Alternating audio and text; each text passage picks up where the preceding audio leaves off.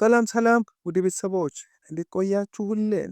ዛሬ ከዜናዎች ወጣ ብለን ለየት ባለ መረጃ ብቅ ብለናል። እንደተለመደው ለሳይንስን አዲስ ከሆናችሁ ቻናሉን ሰብስክራይብ በማድረግ ቤተሰብ ሁኑ። ለዛሬ ያዘጋጀንላችሁ በእግር ኳስ ታሪክ ብዙ ዋንጫዎችን ያሸነፉ ምርጥ 10 አሰልጣኞችን ነው። አሁን ወደ ተዘጋጀው ፕሮግራም እናልፋለን። ዋንጫዎችን ማሸነፍ ስኬታማ የእግር ኳስ አሰልጣኞች ቁልፍ ምልክት ነው። ፔፕ ጋርዲዮላ፣ ካርሎ አንቸሎቲ፣ ጆዜ ሞሪና ሉዊስ ፊሊፔ ስኮላሪ እስካሁን ጡረታ ያልወጡት አራት ብዙ ዋንጫ ያሸነፉ አሰልጣኞች ናቸው። ሰር አሌክስ ፈርጉሰን በእግር ኳስ ታሪክ ውስጥ ካሉት አሰልጣኞች ሁሉ ብዙ ዋንጫዎችን በማንሳት ቀዳሚ ሰው ናቸው። በእግር ኳስ ውስጥ ያሉ ምርጥ አሰልጣኞች ዋንጫዎችን ያሸንፋሉ። ሌሎች አሰልጣኞች ደግሞ ይህን ለማድረግ ብዙ ጊዜ ሊታገሉ ይችላሉ። ምንም ይሁን ምን በጣም ስኬታማ የሆኑትን አሰልጣኞች ለመመልከት አስደሳች ይመስላል። በዛሬው ፕሮግራማችን አንዳንድ ሰዎች ማያውቋቸውን የእግር ኳስ አሰልጣኞች እንድንመለከት እድል ይሰጠናል። በዚህ ዝርዝር ውስጥ ያሉ አንዳንድ አሰልጣኞች ዋንጫዎችን በማሸነፋቸው በምዕራቡ ዓለም በመገናኛ ብዙሃን ላይ ይወደሳሉ። ፊት ይህ ማለት ብዙ ሰዎች የሚያውቁት ዘላቂ ስም አላቸው። አንዳንዶቹ ብዙ ዋንጫዎችን አግኝተው ስማቸው አይጠቀስም። እነሆ በዛሬው አሸናፊዎች ዳሰሳ ሰዓት በርካታ ዋንጫ ያሸነፉ አሰልጣኞች እንመለከታለን። አብራችሁን ቆዩ። በርካታ ዋንጫዎችን በማሸነፍ 10ኛ ደረጃ ላይ የተቀመጠው ኦትማር ሂትዝፊልድ ይባላል። 26 ዋንጫዎችን አሸንፈዋል። ኦትማር ሂትዝፊልድ የአሰልጣኝ ሕይወቱን በሙሉ በስዊዘርላንድ እና በጀርመን ያሳለፈ ሲሆን በ2014 ጡረታ እስከወጣበት ጊዜ ድረስ ራሱን ከታላላቅ አሰልጣኞች አንዱ አድርጎ አቋቁሟል። በስዊዘርላንድ ውስጥ 8 ዓመታትን አሳልፏል። በእነኚህ ዓመታት 11 ዋንጫ በሀገሩ ማሸነፍ ችሎ ነበር። በ1991 ወደ ጀርመን ቦሩሲያ ዶርትመንድ አቅንቶ በርካታ ዋንጫዎችን በ3 ዓመታት ቆይታ አሳክቷል። በዶርትመንድ ሂትዝፊልድ 2 የቡንደስሊጋ ዋንጫዎችን ብቻ ሳይሆን 2 የቻምፒየንስ ሊግ ዋንጫዎችን በማንሳት በዶርትመንድ ታሪክ እንደ ክለብ የመጀመሪያው ሰው ነበር። በሂትዝፊልድ እና በባለቤቶቹ መካከል አለመግባባት ከተፈጠረ በኋላ በ1998 ወደ ሌላኛው የጀርመን ቡድን ባየር ሙኒክ በመቀላቀል 4 የቡንደስሊጋ ዋንጫዎችን ማንሳት ሲችል 3 ተከታታይ ዓመትም የጀርመን ሻምፒዮና ነበር። በሙኒክ ሻምፒዮንስ ሊግን 2001 አሸንፏል።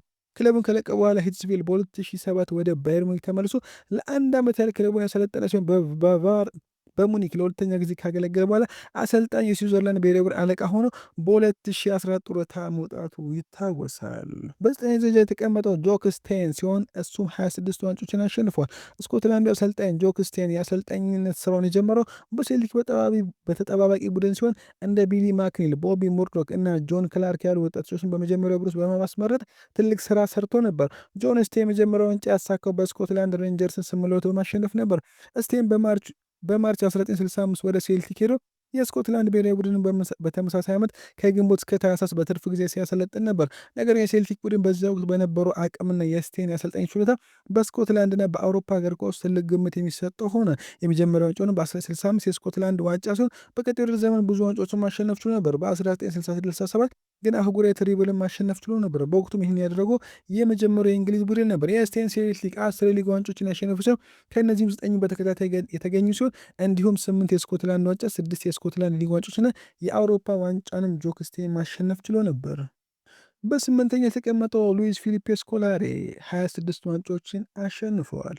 ቢግ ቢል ስኮላሪ በመባል የሚጠሩት ስኮላሪ በእርግጠኝነት በደንብ የታወቀና ሰዎች ሊወዱት የሚችሉት አሰልጣኝ ነው። የመጀመሪያ ስራውን የጀመረው በብራዚል ነበር። ምንም እንኳን በሳውዲ አረቢያ ውስጥ ለአጭር ጊዜ ቆይታ ቢኖር በ1987 ከግሬሚዮ ጋር የመጀመሪያ ዋንጫ አንስቷል። ከዚያም ወደ ኩዌት በማቅናት የኩዌት ኢሚር ዋንጫን ከአልቃዲሲያ ጋር ማሸነፍ ወደ ብራዚል ተመልሶ ግሬሚዮን የብራዚል ሻምፒዮን የብሔራዊ ዋንጫና የኮፓ ሊበርታዶስ ዋንጫ እንዲያሸንፍ አድርጓል። በ90ዎቹ መጨረሻና በ2010ዎቹ መጨረሻ በፓልሜራስ የነበረው ጊዜ ብዙ ዋንጮች እንዲያሸንፍ አስችሎት ነበር። በ2009 የኡዝቤኪስታን ሊግ ከቡኒዱኮር ጋር በማሸነፍ ለ3 ዓመታት ከቻይና ሱፐር ሊግ ክለብ ጋንግዡ ጋር ጥሩ ስኬትም አስመዝግቧል። ስኮላሪ የቼልሲ አለቃ በነበረበት ጊዜና የብራዚልና የፖርቹጋል ብሔራዊ ቡድን አሰልጣኝ በነበረበት ጊዜ በአብዛኞቹ የእግር ኳስ ይታወቅ ነበር። በ2001 ሴልሳውን በመምራት የዓለም ዋንጫ ፍጻሜ ጀርመንን በሮናልዶ 2 ጎሎች በማሸነፍ ዋንጫውን ማሸነፍ ችሎም ይህም ለስኮላሪ ትልቁ ዋንጫው ነበር። የፖርቹጋል አሰልጣኝ በነበረበት ጊዜ በዩሮ 2004 ፍጻሜና በ2006 የግማሽ ፍጻሜ ወደ ላይ ቢደርስም ምንም አይነት ዋንጫ አላስገኘም። በ2012 ወደ ብራዚል ከመመለሱ በፊት በ2012 ወደ ብራዚል መመለሱ የሚታወሰው በ2013 የኮንፌዴሬሽን ዋንጫ እንዲያሸንፉም አድርጓቸው ነበር። 7ኛ ደረጃ ጆዜ ሞሪኖ 26 ዋንጫዎችን አሸንፏል። ዘ ስፔሻል ዋን ጆዜ ሞሪኖ በዚህ ዘመን ካሉት አሰልጣኞች አንዱ ናቸው። በብዙ ክለቦች የሰራው ሞሪኖ በሰር ቦቢ ሮብሰን ስር በምክትል አሰልጣኝነት ስራውን ጀምሯል። በቤኔፊካና ትልቅ ልምድን አግኝቷል። ከዚያም ወደ ፖርቶ ሜዳ ራሱን ማሳየት የጀመረ ሲሆን በፖርቶ የመጀመሪያው የውድድር ዘመን በአውሮፓ የሶስትዮሽ ዋንጫ ማሸነፍ የክለቡን ማንነት በቅጽበት ቀይሯል። የ2003 2004 የውድድር ዘመን ፖርቶን ወደ ተአምራዊ የሻምፒዮንስ ሊግ አሸናፊነት የመራ ታሪክ አሰልጣኝ ነው። ጆዜ ሞሪኖ ከፖርቶ በኋላ ከዚያም ወደ ቼልሲ ሄደ ሲሆን በሮማን አብርሃሞቪች ስር ትልቅ ገንዘብ በማውጣት የመጀመሪያው የውድድር ዘመን ክለቡን የሊግ ካፕና የፕሪሚየር ሊግ ዋንጫ እንዲያሸንፍ ያደረገ ሲሆን ይህም እስከ ቅርብ ጊዜ ብዙ ነጥቦችና ትንሽ ግብ የተቆጠረበት ቡድን ማድረግ ችሎ ነበር። ጆዜ በለንደን ብዙ ድሎችን ካሸነፈ በኋላ በ2008 ወደ ኢንተር ሚላን ሄደው በ2009 የሴሪያ ዋንጫን አሸንፏል። ከአንድ ዓመት በኋላ ታሪካዊውን ትሪብልንም በጣሊያን ማሳካት ችሎ ነበር። የባርሴሎና አሰልጣኝ ቲቶ ቪላኖቫን በ2011-2012 በማሸነፍ የላሊጋ ሻምፒዮነት በማሸነፍ በሪያል ማድሪድ ስኬታማ ጊዜ የጀመረ ሲሆን በማድሪድ ኮፓ ዴላሬ፣ ሱፐር ኮፓ ኢስፓኛንን ማሸነፍ ችሎ ነበር።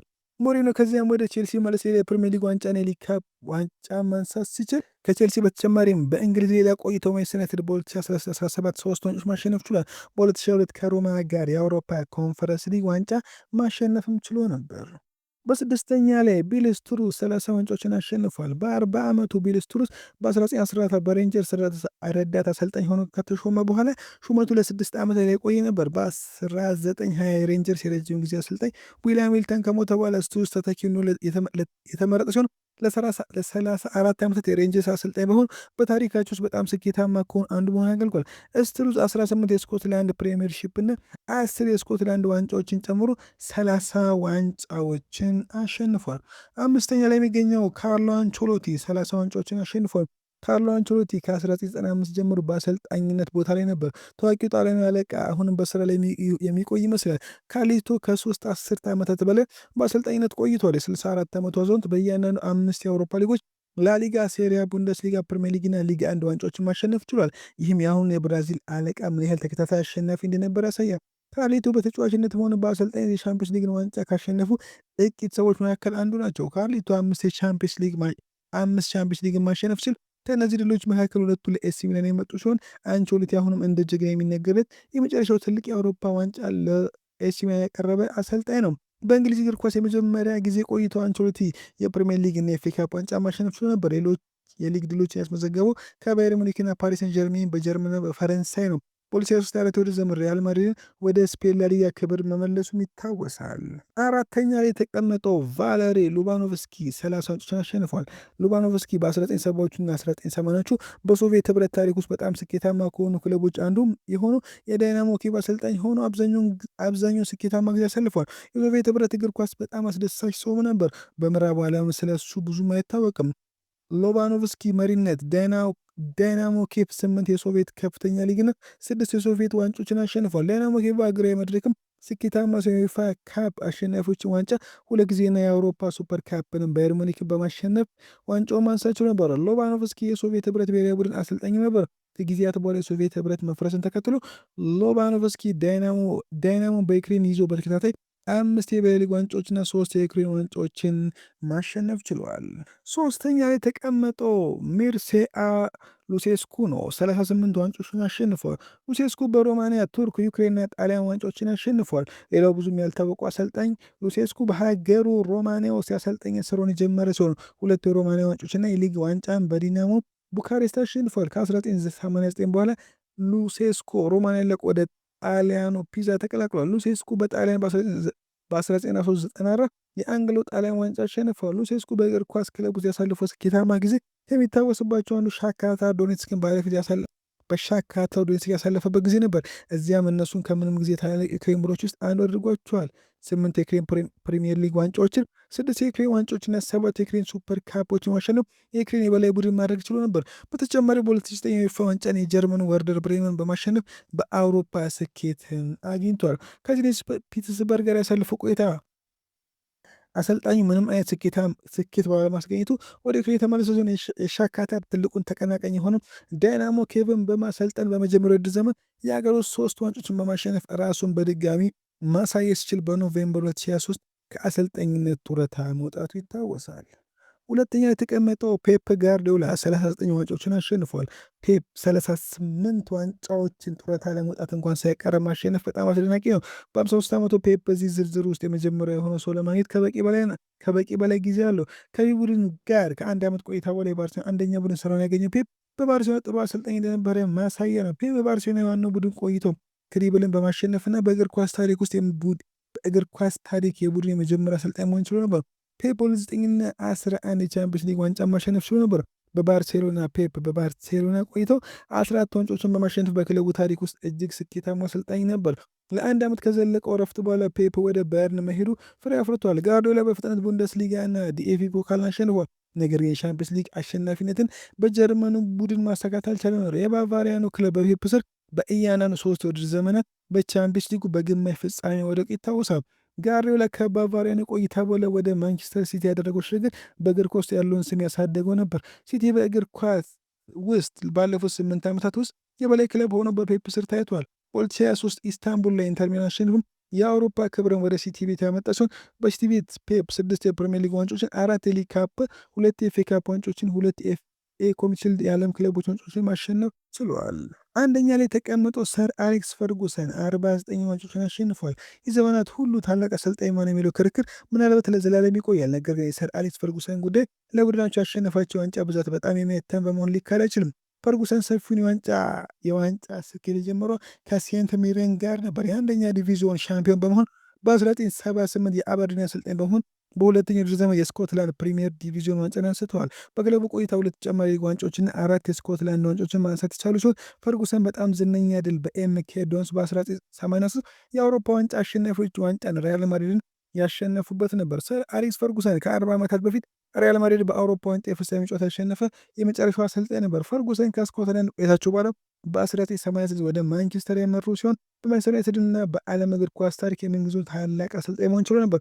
ፈርጉሰን በማንቸስተር በመጀመሪያዎቹ ጥቂት ዓመታት በክለቡ ለመቆየት መቸገራቸው የሚታወስ ቢሆንም ከነኛ ከባድ ጊዜያት በኋላ በማንቸስተር ከ1990 እስከ 2013 ድረስ 38 ዋንጫዎችን በማንሳት በአማካይ በየዓመቱ ወደ 2 ዋንጫዎችን ማንሳት ችሎ ነበር። ክለቡ በፕሪሚየር ሊግ የመጀመሪያዎቹን 2 አስርተ ዓመታት ተኩል የበላይ ሲሆን በርካታ የኤፍኤ ካፕ፣ የሊግ ካፕ፣ የኮሚኒቲ ሺልድ ድሎችን ማሸነፍ ችሎ ነበር። በ1999 ፈርጉሰን ክለቡን የሶስትዮሽ አሸናፊ ሲያደርጉም 2 የቻምፒየንስ ሊግ ዋንጫዎችን በማንሳትም በአውሮፓ ውጤታማ ነበሩ። በተጨማሪም በ2 አጋጣሚዎች ክለቡ 1999 የኢንተርኮንቲኔንታል ካፕና የፊፋ ዓለም ክለብ ዋንጫውን በ2008 አሸንፏል።